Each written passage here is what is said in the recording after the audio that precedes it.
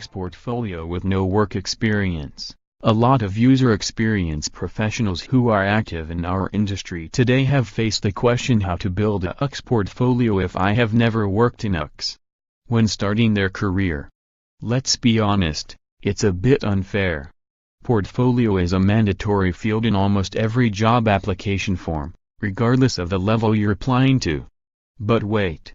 I'm only able to be hired as a UX designer when I have a certain number of projects on my portfolio. But if I have never worked in UX, how am I supposed to build a portfolio of interesting and relevant UX case studies? You might be thinking, well, with my schoolwork.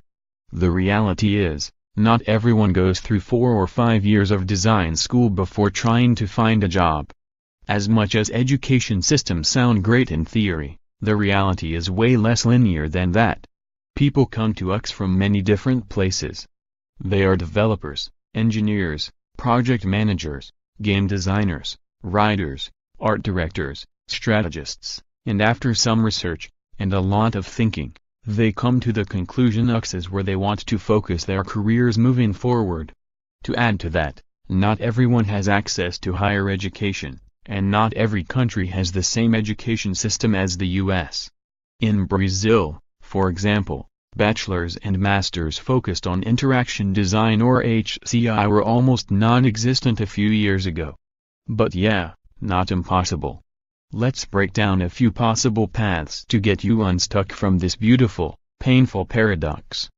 The most obvious one, an internship. Companies tend to lower their requirements when receiving internship applications, responsibilities are smaller, and you will have a chance to learn from your failures without risk losing your job. After some time, you'll have enough experience to get hired. If making ends meet from an internship isn't viable for you, you might want to consider postponing that idea for a few months and trying to save some money up front, so you can actually intern for some time before being hired.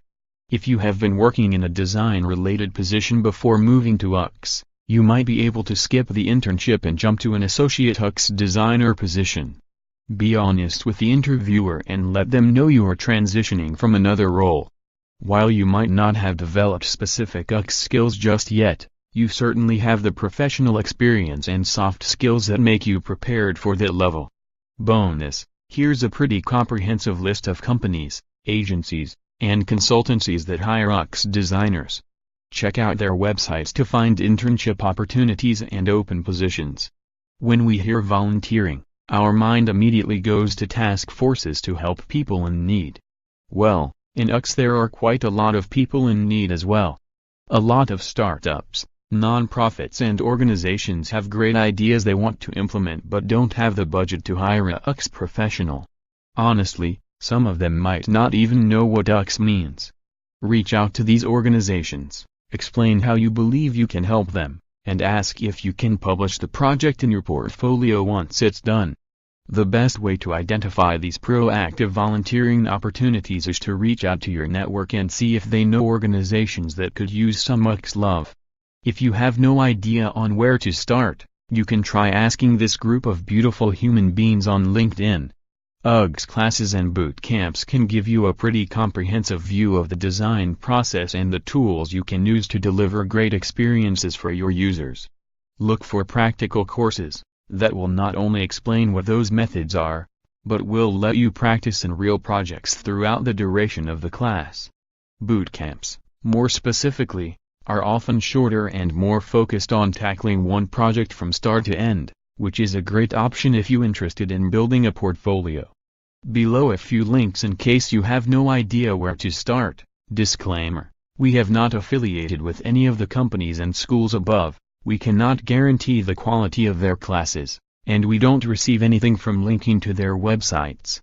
A bit more risky, but can expose you to more significant projects, as long as you find the right partner. Whenever you find an interesting freelance opportunity, reach out to the company and have an honest conversation about it.